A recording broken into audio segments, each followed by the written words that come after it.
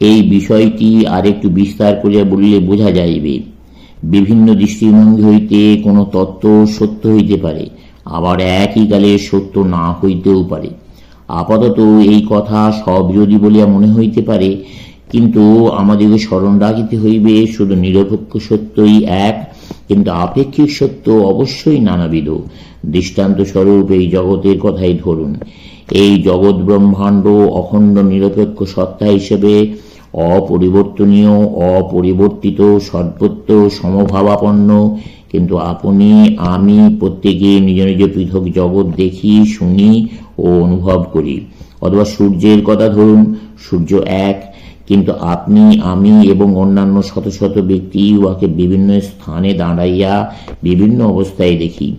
একটু স্থান পরিবর্তন করিলে একই ব্যক্তি পূর্বে সূর্যকে যে রূপ দেখিয়াছিল, পরে আরেক রূপে দেখিবে। বায়ুমণ্ডলে সামান্য পরিবর্তন হইলে সূর্যকে আরেক রূপে দেখা যাইবে। সুতরাং বোঝা গেল, আপেক্ষিক সত্য সর্বদাই বিবিধ রূপে প্রতীত হয়, নিরপেক্ষ সত্য কিন্তু এক ও অদ্বিতীয়। এই জন্য যখন দেখিবেন ধর্ম সম্বন্ধে কোনো ব্যক্তি যাহা বলিতেছে তার সহিত আপনার মত ঠিক মিলিতেছে না, তখন তার সহিত বিবাদ করিবার প্রয়োজন নাই। স্মরণ রাখিতে হইবে, আপাত বিরোধী বলিয়া মনে হইলেও উভয়ের মতই সত্য হইতে পারে। লক্ষ লক্ষ ব্যাসার্ধ এক সূর্যের কেন্দ্রাভিমুখে গিয়াছে। দুইটি ব্যাসার্ধ কেন্দ্র হইতে যত দূরে তাহার দূরত্ব তত অধিক। কেন্দ্রের যত নিকটবর্তী হয় তাদের দূরত্ব ততই কমিয়া যায়। সকল ব্যাসার্ধই কেন্দ্রে মিলিত হয়, তখন দূরত্ব একেবারে তিরোহিত হয়। এইরূপ একটি কেন্দ্রই মানব জাতির চরম লক্ষ্য। ঈশ্বরই ওই কেন্দ্র এবং আমরা ব্যাসার্ধ। আমাদের প্রকৃতিগত বাধার মধ্য দিয়াই আমরা ভগবানের দর্শন পাইতে পারি।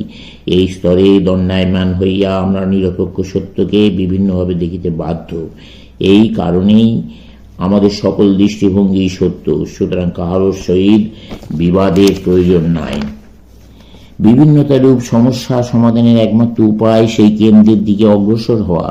আমাদের প্রত্যেকেরই মত বিভিন্ন। আমরা যদি তর্ক, যুক্তি বা বিবাদের দ্বারা আমাদের মতবিরোধের মীমাংসা করতে চেষ্টা করি, তাহলে শত শত বর্ষেও আমরা কোনরূপ সিদ্ধান্তে উপনীত হইব না। ইতিহাসে ইহা প্রমাণিত হইয়াছে। ইহার একমাত্র সমাধান অগ্রসর হওয়া। আগাইয়া যত শীঘ্র উহা করিতে পারা যায়, তত শীঘ্র আমাদের বিরোধ ও বিভিন্নতা অন্তর্হিত হইবে। অতএব ইষ্টনিষ্ঠার অর্থ প্রত্যেক ব্যক্তিকে নিজ নিজ ধর্ম নির্বাচন করিতে অধিকার দেওয়া। কেহই অপরকে তার নিজের উপাস্য পূজা করিতে বাধ্য করিবে না। আমি যাহার উপাসনা করি আপনি তার উপাসনা করিতে পারেন না, অথবা আপনি যাহার উপাসনা করেন আমি তাহার উপাসনা করিতে পারি না। ইহা অসম্ভব। সৈন্য প্রয়োগ বা যুক্তি দ্বারা মানুষকে দলবদ্ধ করিবার, বিশৃঙ্খলভাবে একই খোঁয়ারে পুরিবার এবং একইভাবে ঈশ্বরের উপাসনা করিতে বাধ্য করার সকল চেষ্টা চিরকাল বিফল হইয়াছে ও হইবেই, কারণ ইহা প্রকৃতির বিরুদ্ধে অসম্ভব চেষ্টা। শুধু তাই নয়, ইহাতে মানুষের আধ্যাত্মিক উন্নতি ব্যাহত হইবার আশঙ্কা আছে। এমন নরনারী একটিও দেখিতে পাইবেন না যে কোনো এক প্রকার ধর্মের জন্য চেষ্টা না করিতেছে।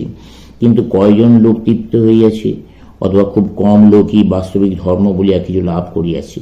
কেন? কারণ অধিকাংশ লোক অসম্ভবকে সম্ভব করার চেষ্টা করিতেছে। অপরের হুকুমে জোর করিয়া তাকে একটা ধর্ম পদ্ধতি অবলম্বন করানো হইয়াছে। দৃষ্টান্ত স্বরূপ, আমি যখন ছোট ছিলাম, আমার বাবা তখন একখানি ছোট বই আমার হাতে দিয়া বললেন, ঈশ্বর এই রকম, এই জিনিস এই রকম।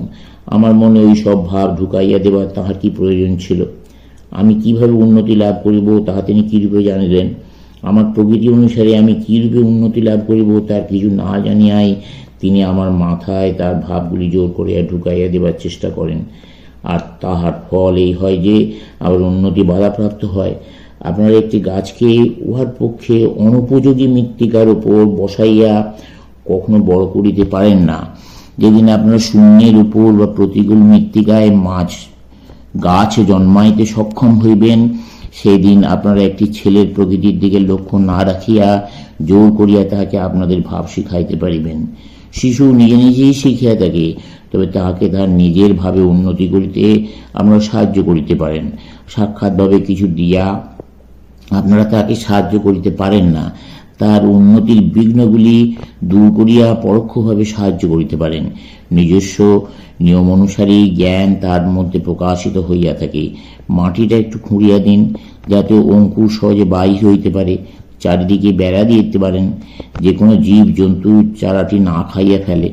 এইটুকু দেখিতে পারেন যে অতিরিক্ত হিমে বা বর্ষায় যেন ও একেবারে নষ্ট হইয়া না যায়। ব্যাস, আপনার ওই কাজ ওইখানেই শেষ। ওর বেশি আপনি আর কিছু করিতে পারেন না। বাকিটুকু অন্তর্নিহিত প্রকৃতির বহির্প্রকাশ। শিশুর শিক্ষা সম্বন্ধেও এইরূপ। শিশু নিজে নিজেই শিক্ষা পায়। আপনারা আমার বক্তৃতা শুনিতে আসিয়াছেন, যা শিখিলেন তা বাড়ি গিয়া নিজ মনের চিন্তা ও ভাবগুলির সহিত মিলাইয়া দেখুন। দেখিবেন আপনারা ঠিক সেইভাবে চিন্তা করিয়াছেন। আমি সেইগুলি স্পষ্টভাবে ব্যক্ত করিয়াছি মাত্র। আমি কোনো কালে আপনাদেরকে কিছু শিখাইতে পারি না। আপনারা নিজেরাই নিজেদের শেখাইবেন। হয়তো আমি সেই চিন্তা, সেই ভাব স্পষ্টরূপে ব্যক্ত করিয়া আপনাদেরকে একটু সাহায্য করিতে পারি। ধর্মরাজ্যে এ কথা আরও সত্য। নিজে নিজেই ধর্ম শিখিতে হইবে ক্রমশ।